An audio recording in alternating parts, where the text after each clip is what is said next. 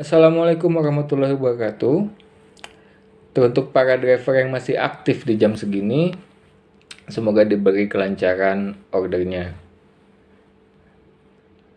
Tadi ada satu kejadian yang cukup membuat saya sedih, tapi memang itu sudah umum di dunia ojek online, di mana driver itu merasa sangat-sangat lelah hingga akhirnya dia tidur di atas motor atau tidur bersandar di motornya. Itu sudah jadi hal biasa. Yang tidak banyak masyarakat tahu, ojek online itu salah satu pekerjaan yang jam kerjanya paling ekstrim dibandingkan dengan pekerjaan-pekerjaan yang lain. Demi untuk mendapatkan 200.000 atau 150.000 sampai 200.000 bersih untuk dibawa pulang, mereka bisa bekerja sampai 12 jam lebih, bahkan ada yang sampai 16 jam. Jadi kalau ada yang lihat postingan-postingan, oh ojol itu sehari bisa dapat 400 kotor ya, ojol itu sehari bisa dapat 500.000 kotornya. Ya mungkin dia memang bisa dapat begitu, saya juga pernah dapat seperti itu, tapi itu bukan di jam kerja yang normal. Sepengalaman saya pribadi, ketika saya mau menyentuh argo di angka 400.000, itu saya harus bekerja 16 jam bahkan sampai 18 jam. Tapi ada beberapa pengecualian di sini. Driver yang memang bekerja sangat banyak jam kerjanya, itu biasanya driver-driver yang ada di pinggiran kota Jakarta. Sementara untuk yang ada di pusat, driver-driver yang memang tinggalnya di daerah pusat dan tempat orderan, yaitu Jakarta Pusat, Barat, atau di daerah Jakarta Timur, mungkin mereka punya privilege yang lebih baik, jam kerja yang lebih sedikit dibandingkan driver-driver yang ada di area sekitar Jakarta.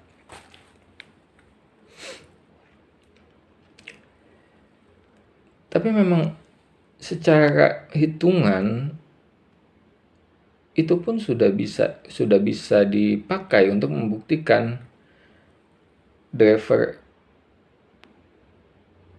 bahwa semelelahkan itu kerja driver. Oke, kita bikin satu simulasi supaya lebih jelas lagi. Rata-rata driver yang di daerah pinggiran itu mendapatkan order itu dengan jeda waktu sekitar 1 jam per satu order.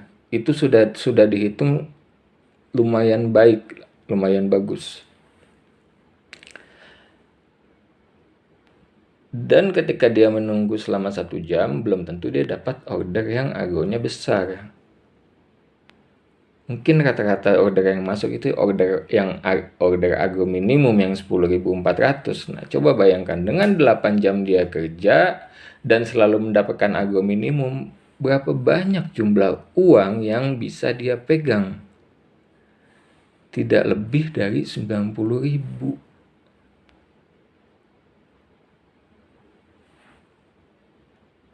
Sementara itu belum dipotong dengan bensin, makan, atau kopi yang suka kopi, atau rokok yang suka merokok. Itu belum dipotong, 90.000 itu masih kotor. Belum dipotong sama biaya operasional driver. Jadi dari situ aja sudah kelihatan. Ketika dia mau menyentuh angka 150.000 dengan jumlah orderan yang minimum, dia harus kerja sekitar 15 jam. Atau mungkin ketika sedang sedikit beruntung ya dia dapat argo yang lebih besar, 20.000 atau 30.000, ya itu mungkin, sangat mungkin. Tapi pada akhirnya waktu yang dihabiskan untuk mengerjakan orderan jarak panjang itu nggak ada bedanya dengan waktu tunggu dia mendapatkan argo minimum. Contoh, dia dapat argo 20.000. Berarti rata-rata kilometernya itu ada di 9 kilometer pengantaran. 9 kilometer di posisi lancar itu memakan waktu sekitar 20 menit. Dan dia butuh waktu 20 menit lagi untuk balik ke base camp-nya. Ini tergantung drivernya ya, tergantung driver. Dia lebih suka main di luar atau memang dia lebih suka main di base camp-nya sendiri. Tapi kita ambil asumsi dia tipikal driver yang selalu kembali ke base camp-nya dan mencari orderan lagi di situ. Itu nggak membantu sama sekali. Jadi ketika ada driver yang posting di media sosial bahwa penghasilannya sehari itu 400.000, 500.000, iya memang ada. Saya juga sering mengalami argo seperti itu. Tapi ini opini pribadi saya. Ketika udah mencapai argo 400.000 atau 500.000, waktu online atau waktu kerja yang saya butuhkan itu sekitar 12 jam sampai 16 jam per hari. Dan itu saya melakukannya dengan strategi saya berjalan dari area pinggir karena lokasi saya di Depok atau lebih tepatnya di Citayam. Saya harus berjalan sekitar 15 km atau 20 km untuk mencapai Jakarta.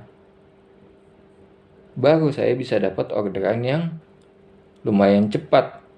Mungkin cuma sekitar delay 15 menit atau 20 menit. Itu udah bisa dapat order lagi. Nah,